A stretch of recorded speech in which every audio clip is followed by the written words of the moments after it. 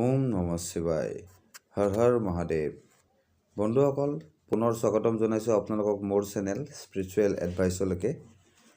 বন্ধুসকল আজি কথা পাতিম বুলি ভাবিছোঁ তিনিটা মাৰক গ্ৰহৰ ওপৰত আৰু লগতে এটা বোনাছ গ্ৰহৰ ওপৰত।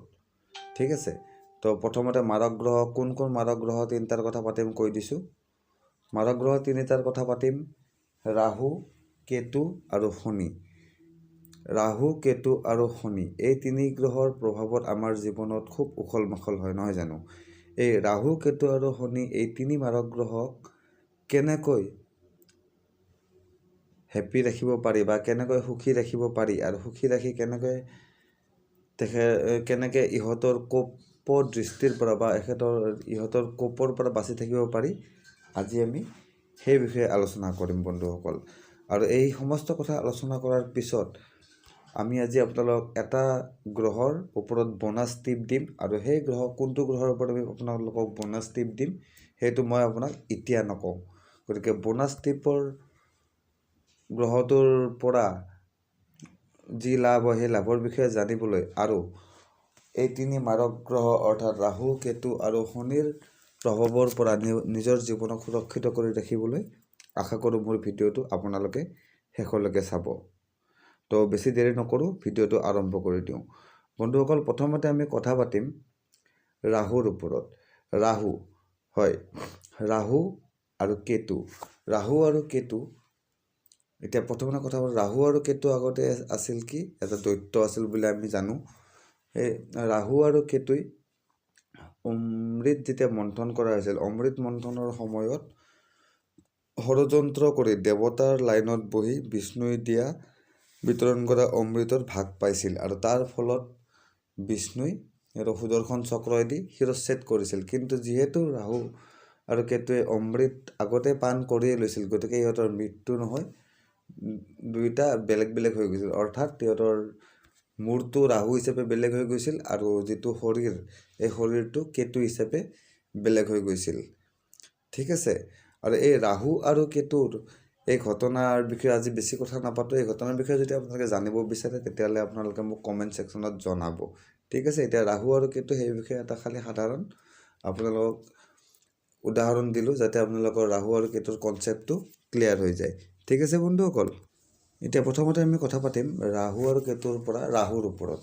ৰাহু হ'ল এটা এনেকুৱা এটা গ্ৰহ, পাগল টাইপ। হঠাৎ আপোনাক যদি ৰাহুৰ যদি শুভ দৃষ্টি আপোনাৰ ওপৰত পৰিছে, ৰাহুৱে আপোনাক ৰাস্তাৰ পৰা আনি কাৰেঙত বহাই দিব, অৰ্থাৎ ৰাজমহলত বহাই দিব। আৰু যদি ৰাহুৰ কুদৃষ্টি পৰিছে তেতিয়াহ'লে ৰাজমহলৰ পৰা ৰাস্তা পাওঁতে বেছি সময় নালাগে। সেইকাৰণে ৰাহুৱে ইণ্ডিকেট কৰে ৰাস্তাৰ পাগল, অৰ্থাৎ পাগল বা ৰাস্তাত যিবিলাক ফকীৰ টাইপৰ, যিবিলাক ভিক্ষাৰী টাইপৰ ফকীৰ যিবিলাক ঘূৰি থাকে সেইসকলক। গতিকে বন্ধুসকল যদি ৰাহুৰ কুপদৃষ্টিৰ পৰা আপোনালোকে বাচি থাকিব বিচাৰে তেতিয়াহ'লে এটা সহজ উপায় মই আপোনালোকক কৈ দিওঁ।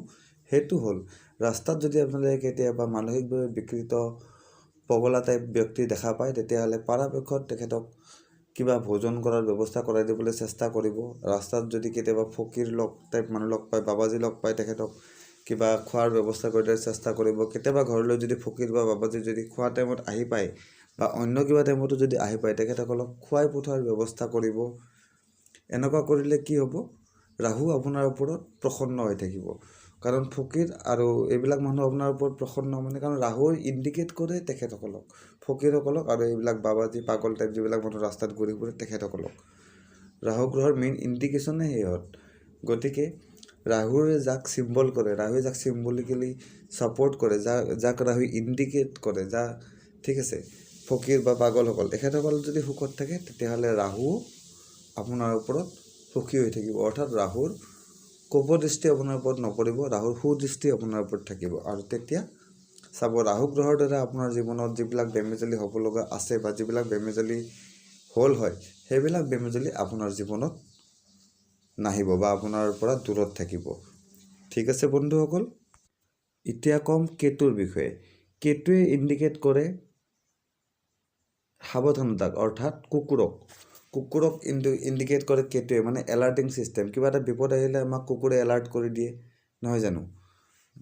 আমি যদি ৰাতি ঘৰত শুই থাকোঁ, যদি বাহিৰত কিবা এটা সৰু শব্দও হয় তেতিয়াহ'লে কি কৰে, কুকুৰে আমাক এলাৰ্ট কৰি দিয়ে। গতিকে ৰাহুৱে ইণ্ডিকেট কৰে অকস্মাত আহিব লগা বিপদক, আৰু যিটো এলাৰ্টিং ছিষ্টেম আছে কুকুৰ, সেই কুকুৰক কেতুই, ৰাহুই নহয় কেতুই ইণ্ডিকেট কৰে আকস্মিকভাৱে আহিব লগা যি বিপদ, সেই বিপদ আহে কেতুৰ ফলত। আৰু কেতুৱে ইণ্ডিকেট কৰে মানে কেতুৱে প্ৰতিনিধিত্ব কৰে কুকুৰক যদি কেতুৱে প্ৰতিনিধিত্ব কৰে, এতিয়া কি কৰিব আপোনালোকে, যদি কুকুৰ আপোনালোকে যদি সুখত ৰাখিব পাৰে বা কুকুৰক যদি আপোনালোকে ভালকৈ ৰাখে, যত্ন কৰি ৰাখে, কুকুৰক যদি ভালকৈ খুৱায় বা ৰাস্তাৰ কুকুৰক যদি আপোনালোকে মৰম কৰে, ৰাস্তাৰ কুকুৰক যদি আপোনালোকে খাবলৈ দিয়ে, তেতিয়াহ'লে কি হ'ব, কুকুৰ আপোনাৰ ওপৰত প্ৰসন্ন হ'ব। আৰু কুকুৰক যদি আপুনি সুখী ৰাখিব পাৰে, তেতিয়াহ'লে কেতু গ্ৰহ আপোনাৰ ওপৰত সুখী হৈ থাকিব। তাৰ ফলত কি হ'ব, কেতুৰ সুদৃষ্টিৰ ফলত কি হ'ব, আপোনালোকৰ যি আপোনালোকৰ অনাগত আহিবলগীয়া বিপদ আছে, সেই বিপদৰ এলাৰ্টিং ছিষ্টেম হিচাপে আপুনি কিবা নহয় কিবা থ্ৰুৱেদি আপুনি তাৰ এলাৰ্ট আপুনি আগতে পাই যাব আপোনাৰ জীৱনত, যে এনেকুৱা কিবা এটা বিপদ আপোনাৰ আহি আছে, যাৰ কাৰণে আপুনি সাৱধান হ'ব লাগে। ঠিক আছে বন্ধুসকল, তো আজিকালি আপোনালোকে চাবচোন, মানুহে কুকুৰ, ধনী মানুহবিলাক চাব, কুকুৰ মানে ঘৰত পোহে, কুকুৰৰ যত্ন লয়, কুকুৰক ইনজেকশ্যন দিয়ে, কুকুৰক বিচনাত থোৱায়। কিহৰ কাৰণে? কুকুৰ প্ৰসন্ন থকা মানে কেতু সদায় আপোনাৰ ওপৰত প্ৰসন্ন হৈ থাকিব। আৰু কেতু প্ৰসন্ন হৈ থকা মানে আপুনি আকস্মিক ধৰণে আহিব পৰা বিপদৰ পৰা সদায় ৰক্ষা পৰি থাকিব। ঠিক আছে বন্ধুসকল, তো এতিয়া আমি কথা পাতোঁ শনিৰ ওপৰত। শনি গ্ৰহে প্ৰতিনিধিত্ব কৰে ক'লা ৰঙক, অৰ্থাৎ শনিৰ ফেভৰেট কালাৰ হ'ল ক'লা, ব্লেক। এতিয়া মানুহে কি কৰে, শনিবাৰে ক'লা বস্তু দান দিবলৈ দিয়ে। হয়, কিয় দান দিবলৈ দিয়ে? শনিবাৰে যদি আপুনি ক'লা বস্তু, কোনোবা ভিখাৰী বা কোনোবা যদি প্ৰয়োজনীয় মানুহক যদি ক'লা বস্তু আপুনি দান দিয়ে, তেতিয়াহ'লে শনি আপোনাৰ ওপৰত প্ৰসন্ন হয়। আৰু শনিবাৰে কি কৰিব লাগে, ক'লা বস্তু মানে বিসৰ্জন কৰিব নালাগে নিজৰ শৰীৰৰ। যেনে ধৰক চুলি শনিবাৰে কাটিব নালাগে বুলি মানুহে কিয় কয়? কাৰণ চুলি ক'লা, আৰু ক'লা ৰং যদি শনিবাৰে যদি ক'লা ৰং যদি কাটি দিয়া হয়, তেতিয়াহ'লে শনি কুপিত হৈ পৰে। আৰু সেইকাৰণে শনিবাৰে চুলি কাটিব নালাগে বুলি কয়। ঠিক আছে। আৰু শনিয়ে ইণ্ডিকেট কৰে যিবিলাক আপোনাৰ মানুহৰ ভিতৰত, শনিয়ে ইণ্ডিকেট কৰে যিবিলাক আপোনাৰ শ্ৰমিক মজদুৰ প্ৰকৃতিৰ মানুহ, যিবিলাক আপোনাৰ ঘৰত কাম কৰা বাই, আপোনালোকৰ ঘৰত হাজিৰা কৰা মানুহজন, আপোনাৰ বাগানত কাম কৰা মালিটো, আপোনাৰ কাৰণে জংঘল কটা মানুহজন, এই মানুহবিলাকক কি কৰে, শনিয়ে ইণ্ডিকেট কৰে। আৰু শনিয়ে ইণ্ডিকেট যেতিয়া এইবিলাক মানুহক কৰে, সেইকাৰণে শনিয়ে ইণ্ডিকেট কৰা মানুহ হ'ল এই আপোনাৰ ঘৰৰ হাজিৰা কৰা মানুহ, চাকৰ, আপোনাৰ ঘৰত কাম কৰা বাইটো মই ক'লোৱেই। গতিকে এখেতসকলক সদায় সুখত ৰাখিবলৈ চেষ্টা কৰিব লাগে। এতিয়া এখেতসকল সুখত কেনেকৈ থাকিব? এখেতসকল সুখত এনেকৈয়ে থাকিব যে এখেতসকলৰ যিখিনি পাৰিশ্ৰমিক, সেই পাৰিশ্ৰমিকখিনি এখেতসকলক যদি আপোনালোকে সময়মতে টাইমমতে দি থাকে, পূজা চূজা আহিলে কিবা বোনাছ চোনাছ অলপমান দি দিলে, তেতিয়া কি হ'ব, এই প্ৰকৃতিৰ ব্যক্তিসকল সুখত থাকিব। আৰু ইহঁত যেতিয়া হেপ্পী হৈ থাকিব, তেতিয়া শনি গ্ৰহ আপোনাৰ ওপৰত হেপ্পী হৈ থাকিব। সিহঁতক আপুনি যিমান দিব, কিমান দিব সিহঁতক? আপুনি বেছিটো নিদিয়ে, যিমানেই নিদিয়ক তাতকৈ আপুনি শনি গ্ৰহৰ কৃপাত বা ভগৱানৰ কৃপাত আপোনাৰ তালৈকে বেছিকৈ আহিব। ৱৰ্থ, সম্পত্তি, টকা পইচা, মান সন্মান, যিয়ে নহওক।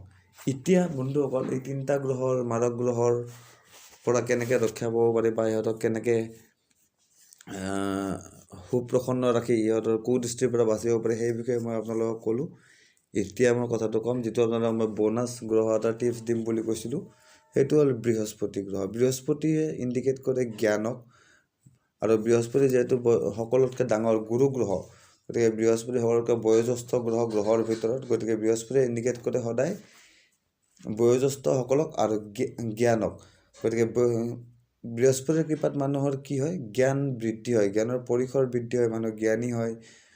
আৰু জ্ঞানৰ ফলত মানুহে কি কৰিব পাৰে, বিভিন্ন ধৰণৰ পজিটিভ ৰাস্তা বিচাৰি উলিয়াব পাৰে, বিভিন্ন ধৰণৰ ছেক্টৰত মানুহ আগুৱাই যাব পাৰে, নহয় জানো? এতিয়া বৃহস্পতিক সুখী কৰি ৰাখিবলৈ এটা টিপছ মই আপোনালোকক দিওঁ।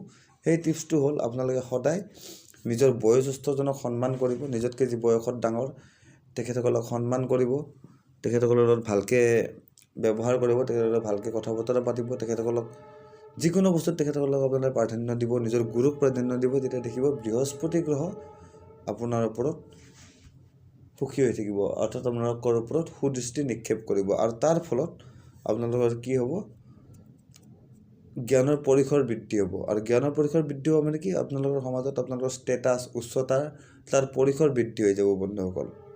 ঠিক আছে, তো আজি আপোনালোকক মই যিকেইটা কথা ক'লোঁ আশা কৰোঁ আপোনালোকৰ কাৰণে কামত আহিব। আৰু ভৱিষ্যতে এনেধৰণৰ নতুন নতুন তথ্য লৈ আপোনালোকৰ মাজলৈ আহি থাকিম।